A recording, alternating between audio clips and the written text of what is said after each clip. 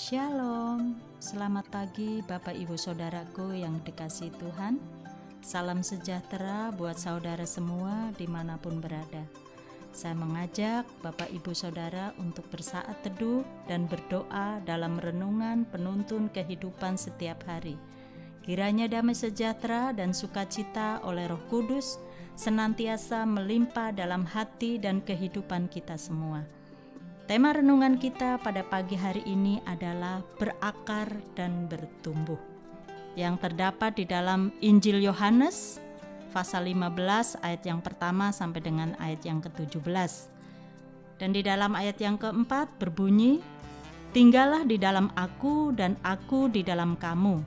Sama seperti ranting tidak dapat berbuah dari dirinya sendiri kalau ia tidak tinggal pada pokok anggur. Demikian juga kamu tidak berbuah jikalau kamu tidak tinggal di dalam aku."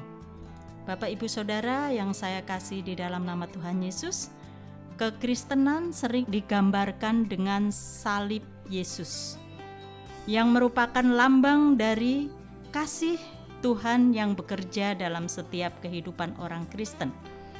Pada bagian yang vertikal menunjukkan adanya hubungan pribadi seseorang dengan Tuhan melalui doa, pembacaan Alkitab, pujian, dan mempraktekkannya dalam kehidupan sehari-hari.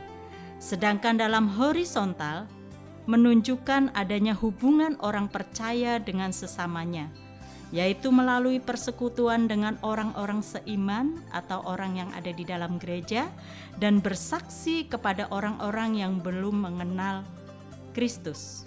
Nah, Bapak Ibu Saudara yang saya kasih di dalam nama Tuhan Yesus, orang Kristen harus tumbuh dan harus berakar di dalam Tuhan.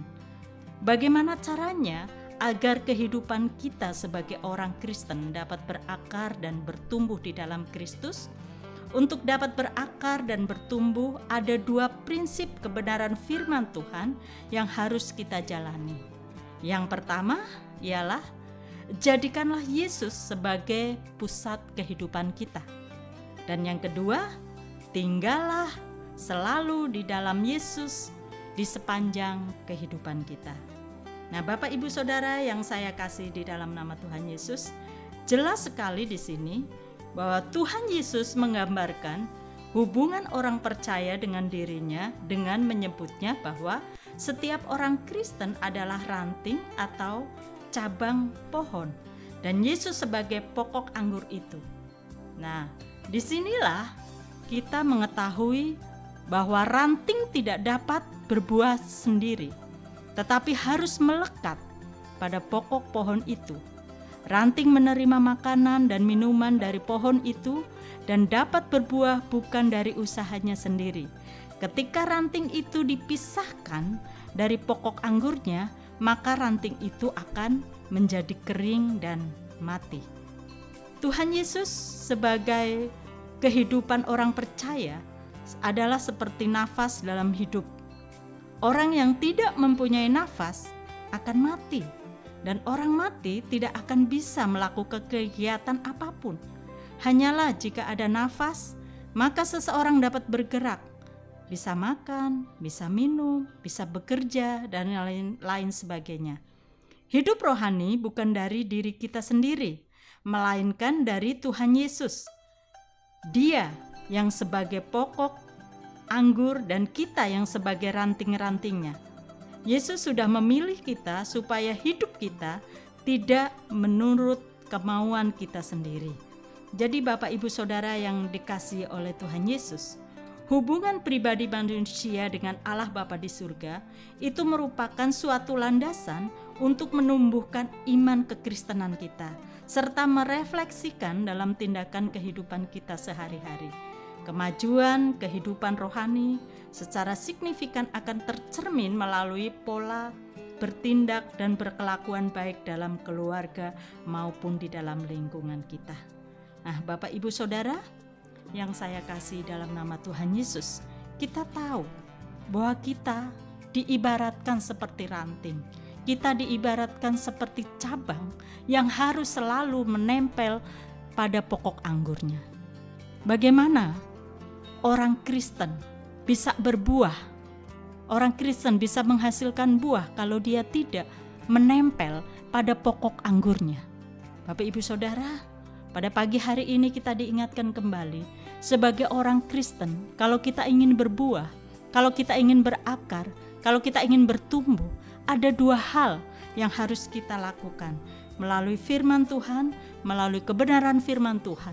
Yang pertama, yaitu kita menjadikan Yesus sebagai pusat kehidupan kita.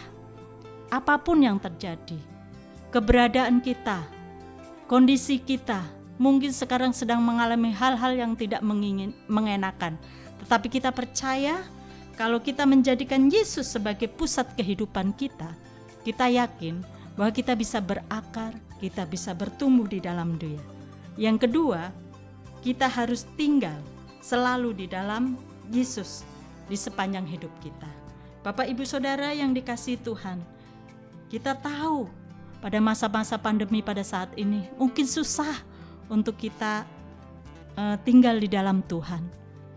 Ada banyak hal yang menggoda kita, ada banyak hal yang ingin memisahkan kita untuk kita selalu dekat dengan Tuhan. Tetapi firman Tuhan pada pagi hari ini mengingatkan kepada kita, jika kita ingin menjadi orang Kristen yang berbuah, berakar, dan bertumbuh, kita harus tinggal selalu di dalam Tuhan. Amin firman Tuhan. Mari kita berdoa.